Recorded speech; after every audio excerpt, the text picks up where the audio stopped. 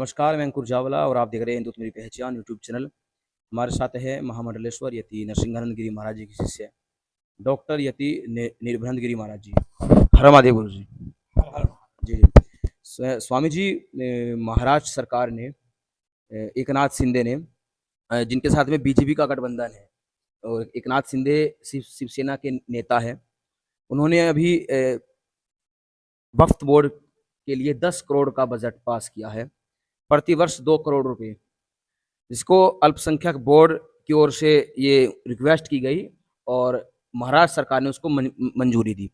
चारों तरफ महाराष्ट्र सरकार के इस अल्पसंख्यक बोर्ड के द्वारा जो 10 करोड़ रुपए वक्फ बोर्ड को देने का जो प्रस्ताव एकनाथ शिंदे के सामने रखा गया महाराष्ट्र सरकार के सामने, और महाराष्ट्र सरकार ने उसको मंजूर किया, उसको लेकर पूरे देश में महाराष्ट्र सरकार के खिलाफ, बीजेपी के खिलाफ, एकनाथ शिंदे के खिलाफ, शिवसेना के खिलाफ आवाजें उठ रही है।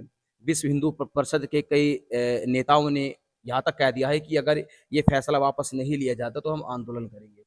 जिस प्रकार से अभी आपने देखा होगा चुनाव हुए हैं, चुनावों में बीजेपी अपने ही सवालों में घिरती हुई नजर आई, कई ऐसे बयान सामने आए, और अब जिस प्रकार से वक्फ बोर्ड को 10 करोड़ रुपए और प्रतिवर्ष 2 करोड़ रुपए देने का जो ये बजट पास हुआ है, आप इस पर क्या कहेंगे?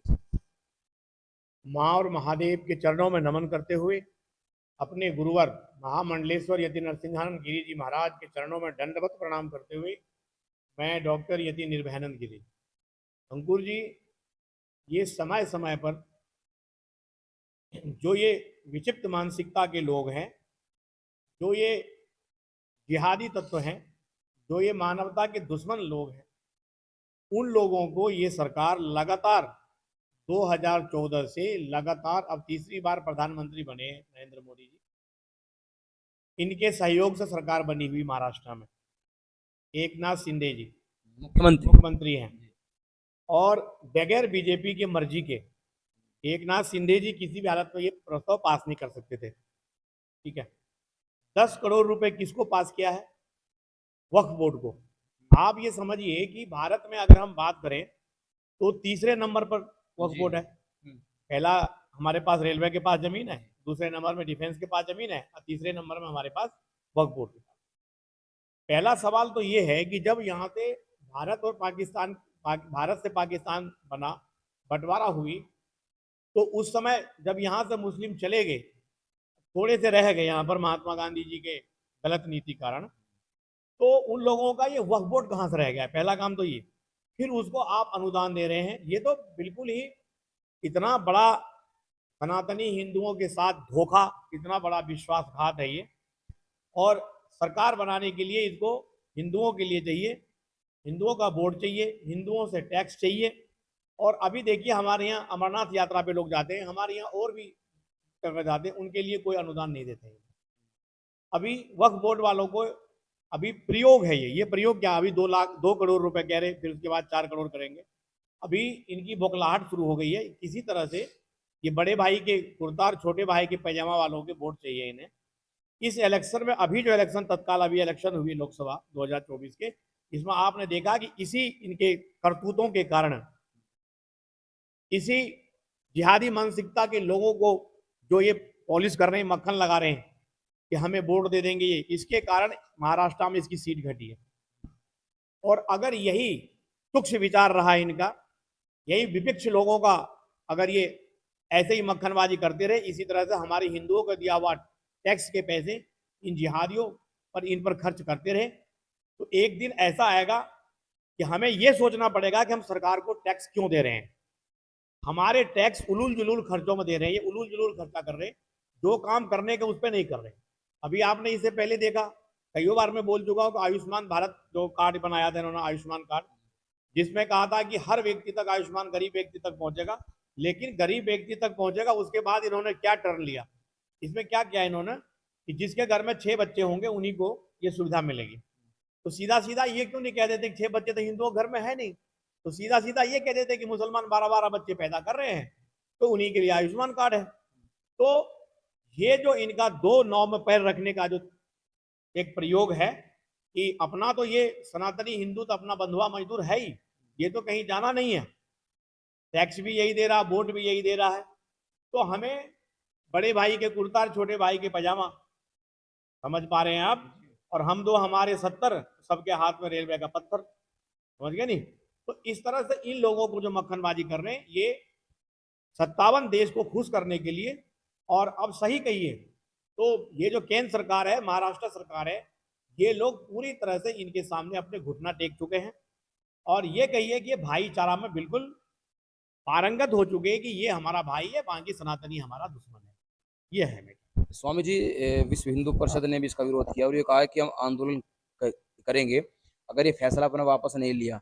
आरएसएस ने भी, राष्ट्रीय स्वयंसेवक संघ ने भी इसका विरोध किया है। अभी चुनाव में जेपी नड्डा जी ने कह ही दिया था कि अभी हमें संघ की आवश्यकता नहीं है, और उसके बाद चुनाव के जो परिणाम आए वो सबके सामने हैं। और अब महाराष्ट्र में जैसे आपने कहा कि काफी नुकसान हुआ भाजपा को, कहीं ये उसी का तो कोई परिणाम नहीं है कि भाजपा वहां पर और एकनाथ शिंदे का जो गठबंधन की जो सरकार चल रही है, उनको कहीं ऐसा तो नहीं लगता कि हम ये वक्फ बोर्ड को 10 करोड़ रुपए दें और हमारा वोट बैंक यहाँ से बढ़ सकता है? देखिए, गुरु गोविंद सिंह गुरु ग्रंथ साहब में लिख कर गए हैं कि अपने हाथ को तेल के कनस्तर में डाल दीजिए और फिर उसे निकालकर तिल के बोरी में डाल दीजिए। जितना भी तिल आपके हाथ में चिपके, 1000 चिपके, लाख चिपके, उतने बार भी अगर ये लोग सत्य बोले, है ना, कौन बोले सत्य? ये जो बड़े भाई के कुर्ता, छोटे भाई पजामा वाले, तो गोल टोपी वाले, तो उसको सही नहीं मानना। ये गुरु गोविंद सिंह कह गए। उस समय कितना बड़ा, आप देख रहे हैं हमारे यहाँ, आप देख रहे सब कितना अत्याचार हुआ था। ये एकनाथ शिंदे और ये जितने भी लोग हैं, ये अपने आप को आजकल जो है भगवान मानने लग गए हैं। अपने आप को ये समझते हैं कि ये हमारा कुछ नहीं बिगाड़ेगा, इन्हें वोट चाहिए खाली। परंतु भारत के जो जनता है, जो हमारे सनातनी भाई हैं, वो बहुत ज्यादा दिनों तक इनके चालबाजी को समझने लगे, बहुत ज्यादा दिन तक इनको नहीं झेल पा रहे हैं। इस बार क्या हुआ इलेक्शन में? इस इलेक्शन में ये हुआ था, कुछ नहीं हुआ। सनातनियों को जैसे ही पता चला, हिंदू भाइयों को, कि हमें ठगा जा रहा है, हमारे साथ विश्वासघात हो रहा है। देखिए, सबसे बड़ा पाप है विश्वासघात, सबसे बड़ा हिंदुओं के साथ ये विश्वासघात है। एक समय ऐसा आया था कि स्वयंभू राष्ट्रपिता बने हुए लोगों, उसके पीछे लोग पागल हुए पड़े थे। आप इतिहास पढ़िए, पागल हुए पड़े थे, इससे बढ़िया कोई है ही नहीं। उसके बाद स्वयंभू चाचा आगे फूल लगा के, उससे बढ़िया कोई नहीं है। फिर इंदिरा गांधी को, आज के डेट में माननीय हमारे प्रधानमंत्री से बढ़िया कोई नहीं है, अमित शाह जी से बढ़िया कोई नहीं है। तो हमारे हिंदू को थोड़ी सी ना ये जो मन बुद्धि विवेक है उनके इस्तेमाल करनी चाहिए। और रही बात इसको, चाहे आप आबे जमजम पिला लो, चाहे आप इसे अमृत पिला लो, वोट ये बीजेपी को देना नहीं है, वोट तो हिंदू ही देंगे। और हिंदू को शर्म आएगी तो फिर इसे सरकार बनाएंगे, नहीं तो ये इन्हें एक वोट देने वाले नहीं है। इनको नहीं, तो इस इलेक्शन का आप आंकड़ा देख लीजिए, जहां पर इनकी परसेंटेज है वहां देख लीजिए वोट दिया है नहीं दिया है। ये खूब हल्ला मचा रहे थे। रही आरएसएस और विश्व हिंदू परिषद के, ये सफेद हाथी की तरफ पूरा झूठ है। ऑलरेडी पहले से ही आरएसएस जो है भाईचारा में पूरी तरह से लगा हुआ, उसके डीएनए एक है, सब कुछ एक है। ये बिल्कुल बकवास कर रहे हैं और हिंदुओं को एक तरह से कहने के लिए कि इनने गलती करा तो मैं उसके विरोध में हूँ। विश्व हिंदू परिषद सब इनके चट्टे बट्टे हैं, ये सब इनके चट्टे बट्टे। इनकी औकात नहीं है कि नरेंद्र मोदी के विरोध करे, और ना औकात है सिंधिया के विरोध करने। बताइए। बहुत बहुत धन्यवाद स्वामी जी। देखिए, एक बात और रहेगा, मैं आपको बताता हूँ। आपने कभी देश में, क्योंकि मुझे बोलने का इस पे लग रहा था कि बोलना चाहिए, आपने कभी ये सुना कि जब हज यात्रा होता है तो हज यात्रा के लिए कभी किसी पर गोली चला हो, किसी पर ईंट पत्थर हज यात्रियों पर जो हज के लिए जाते हैं हमारे मौलवी भाई जी, तो क्या उन लोगों पर कभी किसी ने पत्थर मारा हो, किसी ने गुलेल से पत्थर मारा हो, किसी ने गोलियां बरसाई हो? 56-47 से सुना कभी आप? नहीं। आज तक नहीं। अभी आपने देखा कि माता वैष्णो देवी के दर्शन करने के बाद हमारे सनातनी भाई कहाँ जा रहे थे? शिवखोड़ी। शिवखोड़ी से आ रहे थे वैष्णो देवी जी के दर्शन। शिवखोड़ी गए, पहले शिवखोड़ी गए। शिवखोड़ी 17 किलोमीटर दूर है, मैं भी कई बार जा चुका हूँ। और वहां भगवान भोलेनाथ का एक गुफा है जहां पर भगवान भोलेनाथ तपस्या करे थे अंदर। तो वहां से ये लोग वापिस आ रहे थे, 6:10 का टाइम है, और बस का ड्राइवर बस चलाते हुए आ रहे थे। तो मिलिट्री के, मतलब हमारे फौज के ड्रेस में और नकाब पहन के, और अत्याधुनिक जो हथियार है इनके पास, AK-56, AK-47, इन्होंने तो अंधाधुर पहले गोली चलाई। पहले ड्राइवर को गोली लगा, ड्राइवर बहुत होशो हवास से कोशिश करा कि मैं बचा लूं, लेकिन जब किसी को गोली लग जाएगा तो क्या होगा। उसके बाद वो बैलेंस बिगड़ी और वो खाई में गिरी। खाई में गिरने के बाद भी कईयों राउंड गोली चलाया गया उस पर, निहत्थे थे। मैं ये पूछना चाहता हूं, एक भी मौलवी, एक भी मौलाना, एक भी हाजी, गाजी, कारी, एक भी लोगों ने अपना बयान नहीं दिया कि ये गलत हुआ है। दिया हो तो बताओ। सरकार अपने पल्ले झाड़ लेती कि पाकिस्तान का हाथ है, चीन का हाथ है।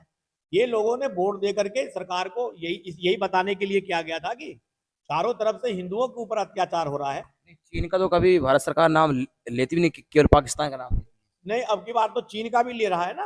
है। हाँ, बोला कि ये चीन और पाकिस्तान के मिली भगत का काम है। तो ये हर बार ये कह के कि ये पाकिस्तान का हाथ है।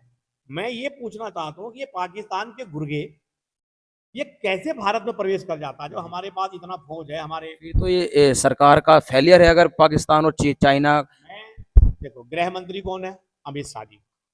बहुत बड़े मतलब कहते हैं धुरंधर है अमित शाह जी। मैं ये कहता हूं कि हमारे देश में आए दिन ये जो घुसपैठिए, ये बांग्लादेशी, ये पाकिस्तान के जो आतंकवादी है, ये घुस कैसे जाते हैं? इसकी जिम्मेदारी कौन लेगा? इसकी जिम्मेदारी अमित शाह को लेना है, इसकी जिम्मेदारी मोदी जी को लेना है। मोदी जी प्रधानमंत्री इसलिए कहना पड़ रहा मुझे। तो मेरा मानना ये है कि जब हज यात्रियों पर किसी प्रकार के हमला नहीं होता है तो हर और देखिए, एक ही दिन में तीन तीन जगह हमला होता है और तीनों जगह में पाकिस्तानी का हाथ बता के तीसरी कर दिए।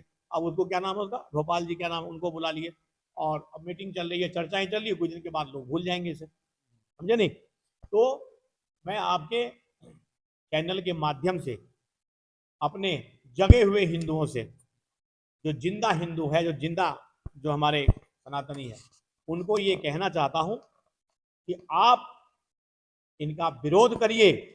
जिस तरह से ये मुर्गी चोर, बकरी चोर, ये रोड पर एक छोटा छोटा आतंकवादी का पिल्ला से लेकर बड़ा तक ये रोड पर उतर जाते हैं, रोड जाम करके जबरदस्ती सरकार से अपनी मांग पूरा करवाते हैं।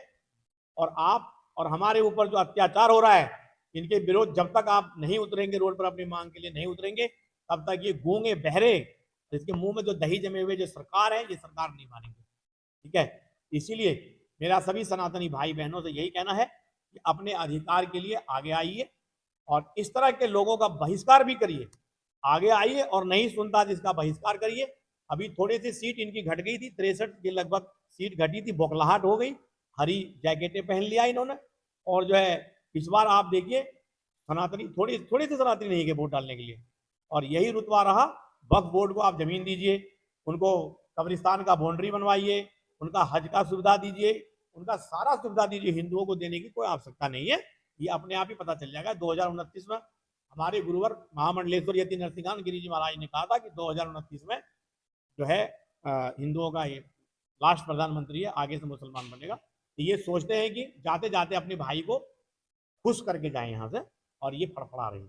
ठीक है, इसी के साथ में ज़्यादा समय दिया और आपने सवाल बहुत अच्छा था, इसके लिए बहुत बहुत धन्यवाद। और सभी दर्शकों का बहुत बहुत धन्यवाद। और इन बातों पर गौर करिए और अपने मित्र और शत्रुओं को पहचानिए। हर हर महादेव, हर हर महादेव, हर हर महादेव, हर हर महादेव, हर हर महादेव।